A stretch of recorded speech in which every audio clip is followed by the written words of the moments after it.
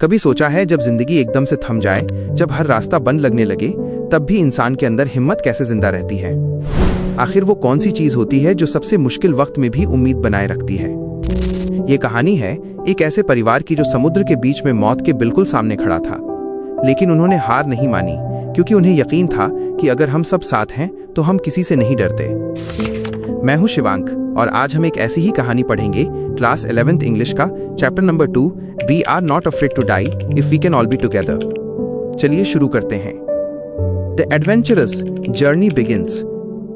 इस कहानी के नैरेटर हैं गॉर्डन कुक, एक 37 साल के ओल्ड बिजनेसमैन जो अपनी पत्नी मैरी और 2 बच्चे जोनाथन और सुजैन के साथ एक ऐसी एडवेंचरस जर्नी पर निकले जो दुनिया में सिर्फ कुछ ही लोग कर पाए हैं। गॉर्डन कुक का सपना था कि वो अपने हीरो जेम्स कुक की तरह समुद्र में पूरी दुनिया का चक्कर लगाए।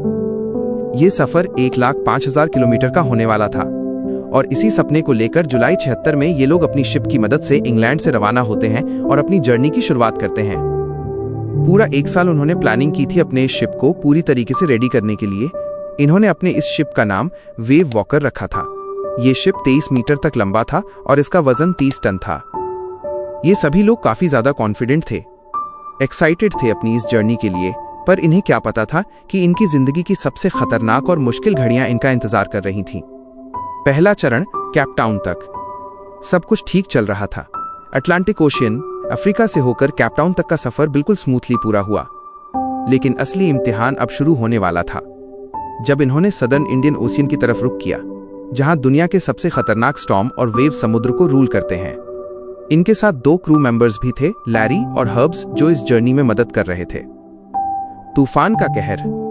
2 जनवरी 1977 को हवाएं बदलने लगीं। वेव्स खतरनाक रूप लेने लगीं। गगनचुंबी लहरों ने वेव वॉकर को अपनी लपेट में लेना शुरू कर दिया। शाम के 6 बजे तक हवाएं तेज रफ्तार से चल रही थीं और सिचुएशन हर पल खराब हो रही थी।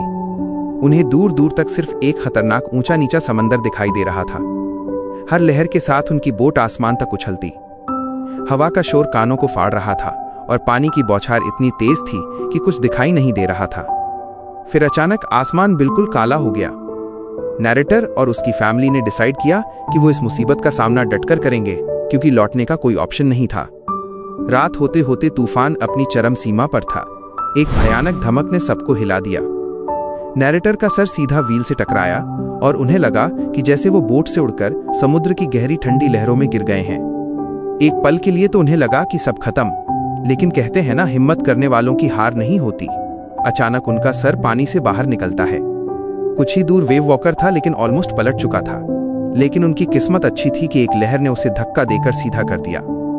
उनकी लाइफलाइन जो उनसे बंधी थी, उन्होंने उसके सहारे गार्ड रेल को पकड़ा और किसी तरह अधमरी हालत में बोट पर वापस आ गए। इस हादसे में उनको काफी चोटें आई थीं। उनकी लेफ्ट रिब्स टूट चुकी थीं। मुंह खून और टूटे हुए दांतों से भरा हुआ था, पर हार नहीं मानी। जैसे तैसे व्हील तक पहुंचे, बोट को अगली लहर के लिए सीधा किया और बस डटे रहे। इतने में मैरी के चीखने की आवाज आती है। आवाज इसलिए आती है क्योंकि एक जबरदस्त वेव ने शिप को साइड से तोड़ दिया था। वाटर शिप में अंदर घुसने लगा था। ये लम्हा ऐसा था जैसे मौत इनके पीछे ही पड़ गई हो। लैरी और हर्ब्स बेचारे पागलों की तरह पानी को बाहर निकालने में लगे थे। टूटी हुई लकड़ियां इधर उधर बिखरी थीं। बोट की राइट साइड अंदर की तरफ फूल गई थी। कपड़े, बर्तन, चार्ट्स, डिब्बे, खिलौने सब पानी में तैर रहे थे। सू का साहस। नैरेटर ने हिम्मत उठाई और बच्चों के केबिन तक पहुंचे। उन्होंने बच्चों से पूछा कि तुम लोग ठीक हो? तो उनकी बेटी सू ने ऊपर वाले बंक से कहा, हाँ पापा। पर उसके माथे पर एक फुटबॉल जितना बड़ा बम्प था। बेचारे नैरेटर के पास उस वक्त उस बम्प की चिंता करने का भी टाइम नहीं था। पहले बोट को बचाना था। इमेजिन करो कि ये कितना भयानक सीन रहा होगा कि तूफान में बोट फंसी है और बोट में पानी भर रहा है और ये बंदा रिपेयर करने में लगा हुआ है।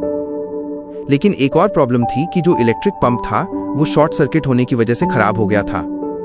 लेकिन जैसे तैसे उन्होंने पानी को रोकने की कोशिश की, लेकिन फिर भी वाटर लेवल तेजी से बढ़ रहा था।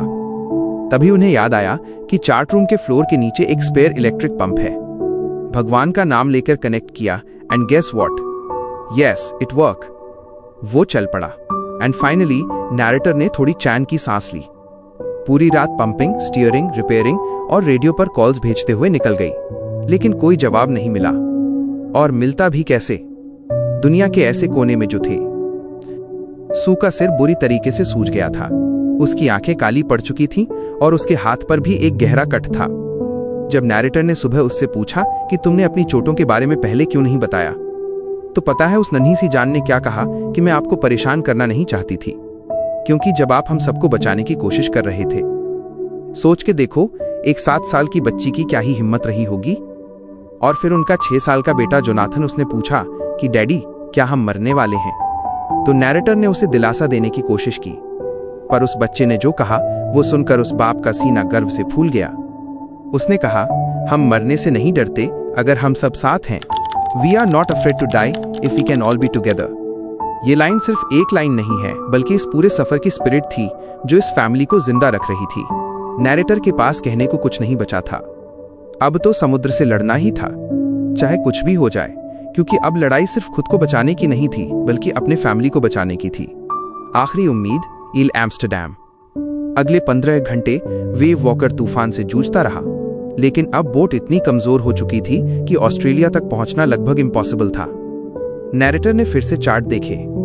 2 छोटे छोटे आइलैंड्स नजर आए। कुछ 100 किलोमीटर ईस्ट में एक फ्रांस साइंटिफिक बेस था, इले एम्स्टरडम, आइल एम्स्टरडैम। वही उनकी आखिरी उम्मीद थी। पर वहां तक पहुंचने के लिए हवा और लहरों का शांत होना जरूरी था, ताकि वो सेल खोल सकें। और उनका मेन इंजन, वो तो बड़ी लहर ने कब का तबाह कर दिया था। एक बार सोच के देखो, no engine, damaged boat and a tiny island to find in a vast ocean. जनवरी 4 को लगातार 36 घंटे पंपिंग करने के बाद फाइनली बोट से पानी का लेवल कम हुआ।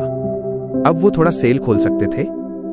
मैरी को कहीं से कुछ कॉर्न बीफ और क्रैकर बिस्किट्स मिले और उन्होंने लगभग 2 दिन में पहला खाना खाया। सोच के देखो क्या ही रिलीफ मिला होगा उन्हें। लेकिन ये खुशी ज्यादा देर तक नहीं टिकी। शाम को 4 बजे काले बादल फिर से घिरने लगे। हवा 40 नॉट्स की स्पीड से चलने लगी और लहरें फिर से ऊंची होने लगी। मौसम बिगड़ता ही चला गया। जीत का आलिंगन। जनवरी 5 की सुबह उनकी हालत फिर से डेस्परेट हो गई। जब नैरेटर बच्चों को दिलासा देने गया तो जॉन ने पूछा, डैडी एक हग मिल सकता है? सू भी उसके साथ ही थी। एक पल को नैरेटर को लगा बस अब अंत बहुत करीब है। फिर भी हिम्मत करके वो अपने कैलकुलेशंस को रिचेक करने गए। मेन कंपास तो टूट चुका था। एक स्पेयर छोटा सा कंपास यूज कर रहे थे। उसमें मैग्नेटिक वाइब्रेशन और समुद्री करंट का अनुमान लगाकर कुछ हिसाब किताब किया। लगभग दोपहर के 2 बजे वो डेक पर गए और उन्होंने लैरी से कहा कि बोट को 185 कैरेट सर्क पर स्टीयर करें। अगर किस्मत ने साथ दिया तो शाम के 5 बजे तक आइलैंड दिख जाना चाहिए। फिर वो भारी दिल से नीचे चला गया और अपनी बंक पर जाकर सो गया। और फिर शाम 6 बजे अंधेरा गिरने लगा। वो अचानक से उठा। उसे लगा कि बस आइलैंड मिस हो गया, खेल खत्म।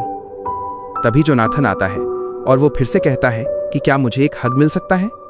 सुजैन भी आकर पीछे से खड़ी हो गई। नैरेटर ने हैरान होकर पूछा कि मुझे अब हग क्यों मिल रहा है? तो जोनाथन ने कहा, क्योंकि आप दुनिया के सबसे बेस्ट डैडी हो। और सू ने कहा, और सबसे बेस्ट कैप्टन भी। नैरेटर ने थक कर कहा, नहीं बेटा, आज नहीं, आज मैं डरा हुआ हूं। सू बोलती है, आप ही हो, हमने आइलैंड ढूंढ लिया है। ये सुनते ही नैरेटर चीख पड़ता है। वो शॉक्ड हो जाता है और सामने वो था जिसका उन्हें बेसब्री से इंतजार था। एक बैटलशिप जितना बड़ा इले एम्स्टरडम, एक बंजर सा ज्वालामुखी पत्थर का टुकड़ा, थोड़ी बहुत हरियाली, पर उस वक्त वो उन्हें दुनिया का सबसे खूबसूरत आइलैंड लग रहा था। रात उन्होंने किनारे से थोड़ी दूर बोट में ही गुजारी और अगली सुबह ले एम्स्टरडम के सभी 28 लोग उनकी मदद के लिए आ गए। उन्हें जमीन पर उतारा। नैरेटर के पैर जब जमीन पर पड़े होंगे तो क्या ही फीलिंग रही होगी। उनके मन में सिर्फ शुक्रिया था लैरी और हर्ब्स के लिए, जो इतने खतरनाक स्ट्रेस में उनके साथ खड़े रहे। मैरी के लिए, जो उन क्रूशियल घंटों में व्हील पर डटी रही, और सबसे ज्यादा अपनी 7 साल की बेटी के लिए, जिसने अपने सर की चोट की परवाह नहीं की, और अपने 6 साल के बेटे के लिए, जो मरने से नहीं डरता था। यह परिवार एक साथ मिलकर मौत की आंखों में आंखें डालकर जीत कर आया था। कहानी का सार, ये कहानी हमें क्या सिखाती है? ये कहानी हमें सिखाती है कि जिंदगी में मुश्किलें हर किसी को मिलती हैं, लेकिन जो लोग अपने प्यारों का साथ निभाते हैं, जो हौसला नहीं हारते, वही असल में जीत जाते हैं। ये कहानी एक परिवार की नहीं है, हम सब की है। क्योंकि जब हम सब साथ हैं, जब अपने हमारे साथ हैं, तो हम मौत से भी नहीं डरते। याद रखिए, we are not afraid to die if we can all be together. उम्मीद है आपको ये एक्सप्लेनेशन पसंद आया होगा। अगर आपको लगता है कि आपने कुछ नया सीखा है, तो आप लाइक और सब्सक्राइब कर सकते हो।